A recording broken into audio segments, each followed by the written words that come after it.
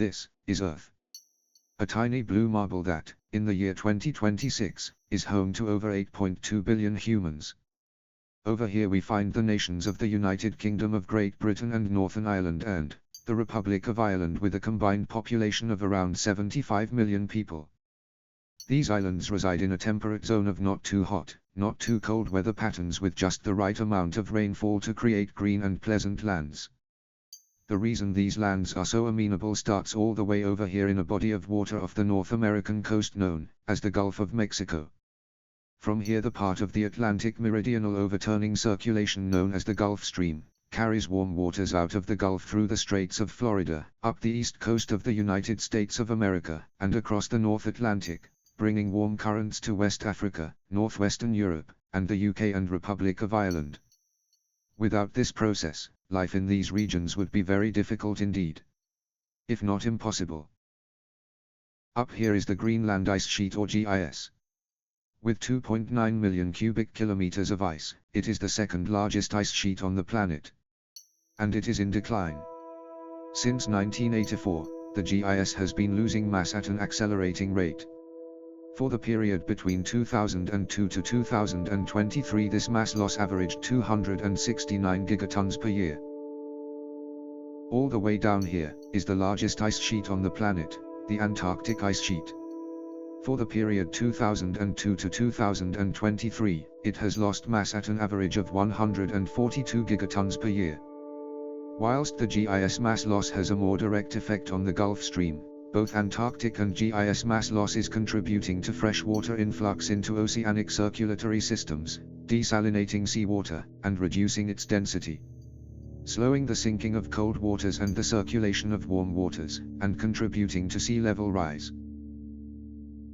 The reason for this loss is atmospheric warming. The main contributor to this warming is the rise in greenhouse gases, particularly carbon dioxide. Whilst CO2 levels have fluctuated wildly over the last 800,000 years, they have seen a significant upwards trend since the time of the Industrial Revolution.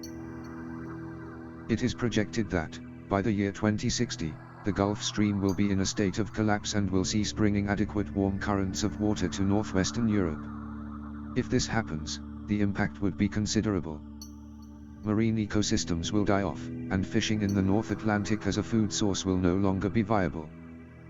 In West Africa, a Gulf Stream collapse would disrupt the tropical monsoon system and reduce rainfall, resulting in reduced crop yields. The east coast of the United States would experience rises in sea levels, and more intense hurricanes. The Northeast would suffer colder winters. Weather patterns in the Midwest would be catastrophically altered, with some areas seeing drought, and others, torrential rainfall, and flooding. The climate in northwestern Europe will become colder and drier. Winters, and winter storms will be much harsher, with higher wind speeds. In the UK and Republic of Ireland, rivers and reservoirs will dry up. Crops will fail, and livestock will die. Wild fauna and flora will suffer and wildfires will become more common, and these once green and pleasant lands will be in a state of drought and famine. In winter, the temperatures may drop as low as -20 degrees Celsius. So, what, if anything, can be done to mitigate this issue? Nothing. The collapse is self-sustaining. If it is going to happen, then there is no stopping it. It is too late. The combined greenhouse gas output of Ireland and the UK is still less than 1% of total global emissions. No amount of net zero policies will save these islands from the rest of the world. By 2060, the combined population of the UK and Republic of Ireland is projected to be upwards of 83 million. All of them trying to survive in an arid, icy desert. So, what do you do with 83 million people, soon to be dead from thirst, starvation, and hypothermia? Do you displace them into other countries? Start a diaspora of the British Isles across the globe? Of course not. That would be far too many people to relocate. For other nations, the collapse of the Gulf Stream presents an opportunity. The opportunity to get rid of their excess baggage. For decades, the unwanted surplus of less developed nations has been steadily making its way into the European Union, and many have become convinced that the British Isles are the land of milk and honey. Free homes, free money, free transport, free women, free children. All the things that they desire, are theirs for the taking. And, every depravity that they can dream of, is theirs for the indulging. What they do not know is that, with the collapse of the Gulf Stream approaching, they are being sent to their doom. The UK's capacity to sustain itself is falling. Since its peak in 1984, the food production to supply ratio has seen a steady decline. A growing population, and the use of arable land for housing development, will most likely contribute to this downward trend.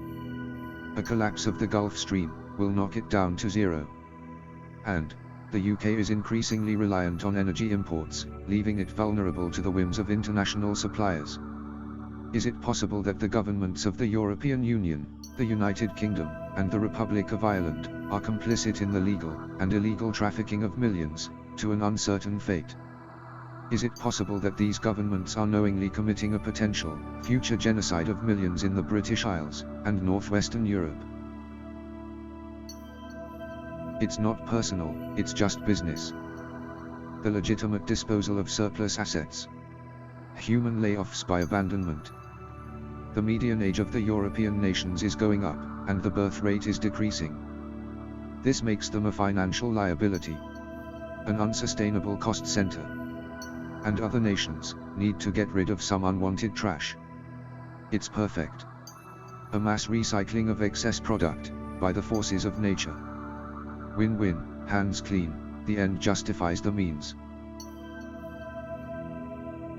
As an extra bonus, those who can afford to leave, will do so, and lots of lovely money will abandon the area, for pastures new. Leaving behind the leftovers. You need to keep it secret, of course. You don't want anybody catching on. Keeping everybody at each other's throats is a useful distraction to help opiate the masses. Sow confusion by turning heroes into villains and villains into heroes. Pacifying a populace through control of language and the suppression of information, freedom of speech and freedom of thought, are standard methods for any government that is up to no good. Throw in insults and a two-tier justice system. You've got a plan. The idea that a global cabal could be complicit in the death of millions to starvation and hypothermia might seem fanciful. But looking to history, would we really be surprised if it came true?